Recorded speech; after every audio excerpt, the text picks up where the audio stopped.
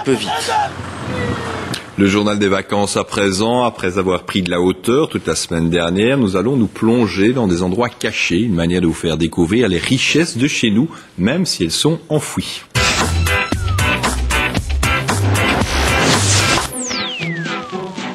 Et donc à présent, on plonge dans les sous-sols de Bruxelles, à quelques mètres sous terre, près du Palais Royal, se cachent deux lieux exceptionnels, une cité médiévale enterrée, mais on peut aussi découvrir un bunker secret qui était destiné à servir d'abri au gouvernement en cas de guerre atomique.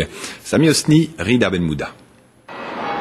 Qui peut se douter qu'à quelques mètres sous la place des Palais se trouve une autre ville, une cité médiévale avec ses rues et son château, celui de l'empereur Charles Quint, l'homme le plus puissant d'Europe au XVIe siècle. Le palais a été détruit par un incendie en 1731. Une nouvelle ville a été construite sur ses vestiges. Nous sommes ici dans la rue Isabelle.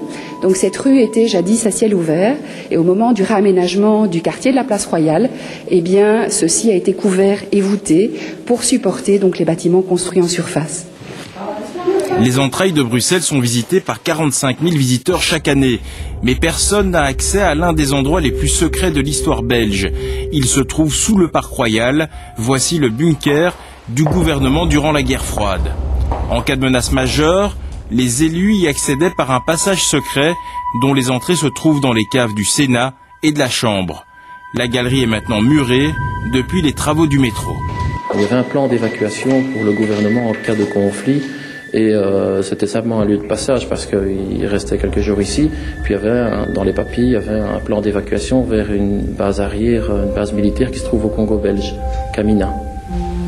En 1940, la Gestapo réquisitionne le bunker. Les nazis repèrent ici les postes émetteurs clandestins.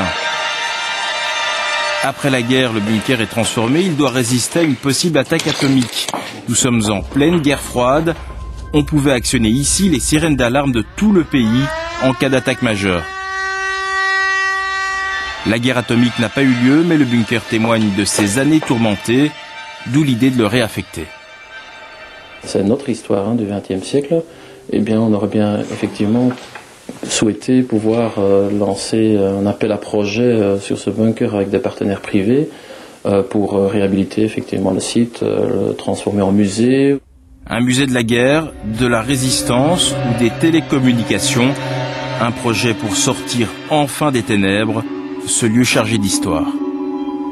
Et en période de vacances, il faut malgré tout ouvrir l'œil et le